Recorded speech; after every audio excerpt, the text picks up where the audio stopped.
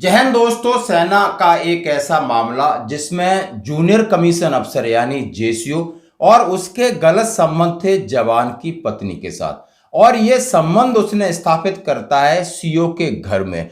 और उस जब मामले की जांच होती है तो सेना उस मामले की जांच को बंद कर देती है, यानी इसके ऊपर कोई निर्णय नहीं लेती। और मामला जब एएफटी में जाता है तो एएफटी 14 कोर के जीओसी साहब से ये पूछती है कि आपने इस अवैध संबंध मामलों की पूरी जांच करके निष्कर्ष क्यों नहीं किया, आखिर आपने इस चीज को दबा क्यों दिया। आखिर ये क्या खबर है जिसमें एक जवान न्याय के लिए परेशान है।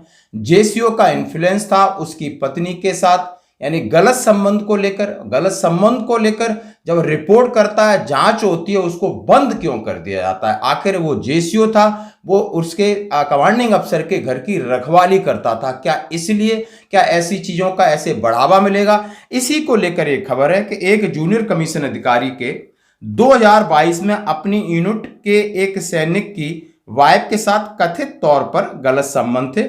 अधिकारी के खिलाफ कोई कार्रवाई किए बगैर जांच 2023 में बंद करी जाती है। अब सशस्त्र बल न्यायाधिकरण एएफटी के पूर्व जनरल अफसर कमांडिंग एएफटी ने पूर्व जीओसी 14 कोर और पूर्व जीओसी यूनिफॉर्म फोर्स को एक हल्फनामा दायर कर एक निर्देश दिया कि आपने एक जीसीओ को सैनिक की पत्नी के साथ गलत संबंधों की सिफारिश यानी उसको बंद करने का आदेश क्यों दिया। हरियाणा के चंडी मंदिर में रहने वाले एक लाइट इन्फेंट्री के एक जेसीओ ने अपनी यूनिट के एक सैनिक की पत्नी के साथ कथित तौर पर इस तरीके के संबंध बनाए। यह घटना 2022 यानी चंडी मंदिर सैन्य स्टेशन में, और एक जो घर था वो कमांडिंग अफसर का घर था और उस घर की देखभाल कर रहा था एक जेसीओ, और जेसीओ की ने और जो सीओ थे वो ऊपर पोस्टेड थे एल्टीट्यूड में, और वहां पर उसने ये हरकत की।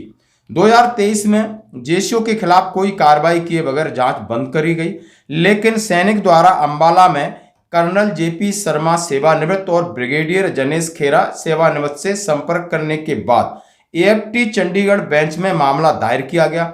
सैनिक ने कहा कि वह इस घटना से परेशान है और सेना के अधिकारियों को पत्र लिखने के बावजूद जेसीओ के खिलाफ कोई कार्रवाई नहीं की। आप समझ सकते हो, ये मामला यूनिट के अंदर रफा दफा कर दिया जाता है, लेकिन वो जवान कहता है नहीं हमें न्याय चाहिए। तो उसने जो सैन्य अधिकारी रिटायर्ड एक कर्नल और ब्रिगेडियर जो कि एएफटी में कार्यरत है उनसे संपर्क साधा, और संपर्क साधने के बाद न्यायमूर्ति सुधीर मित्तल एयर मार्शल मानवेंद्र सिंह की एएफटी पीठ ने 5 मार्च को अपने आदेश में कहा कि कोर्ट ऑफ इंक्वायरी के रिकॉर्ड और दर्ज मामले की जांच से पता चला है कि घोर अनुशासनहीनता हुई है और इससे यूनिट के मनोबल पर असर पड़ेगा।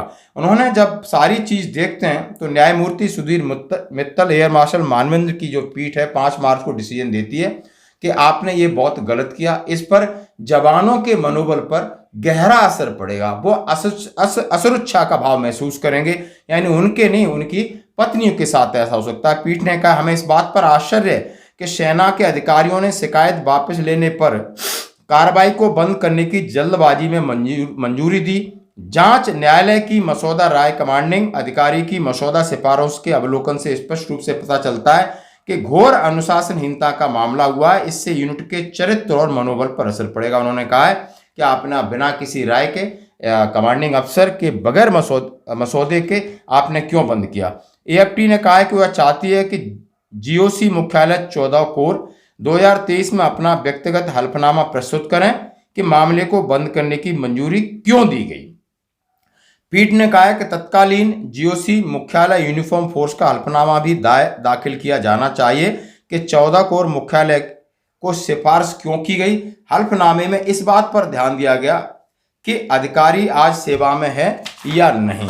तो दोस्तों इस तरीके के मामले जो कि हम कहीं न कहीं यूनिट की बेइज्जती या सेना की बेइज्जती या किसी तरीके से मामले को रफा दफा करते हैं, लेकिन ये शायद मामला बर्दाश्त के बाहर है। जैसा कि न्यायमूर्ति एयर मार्शल मानवेंद्र और सुधीर मित्तल की पीठ ने कहा है कि नहीं, यदि आप एक मामले को दबा देते हो तो सैनिकों में एक गलत मैसेज जाता है और एक घोर अनुशासनहीनता के साथ साथ असुरक्षा का माहौल है। तो इस तरह की घटना है, इसमें जिसने ये अपराध किया है उसे सजा मिलनी चाहिए, जैसा कि आप और हम जानते हैं। लेकिन कभी कभी मामला कोई न कोई इन्फ्लुएंस वाला हो जाता है, तो कहीं ना कहीं किसी तरीके से 420 ही करके दबा लेता है। और ये दबाना अब उतना आसान नहीं है, क्योंकि अब न्यायालय के दरवाजे खुले हैं, जहां पर जरूर न्याय मिलेगा। धन्यवाद।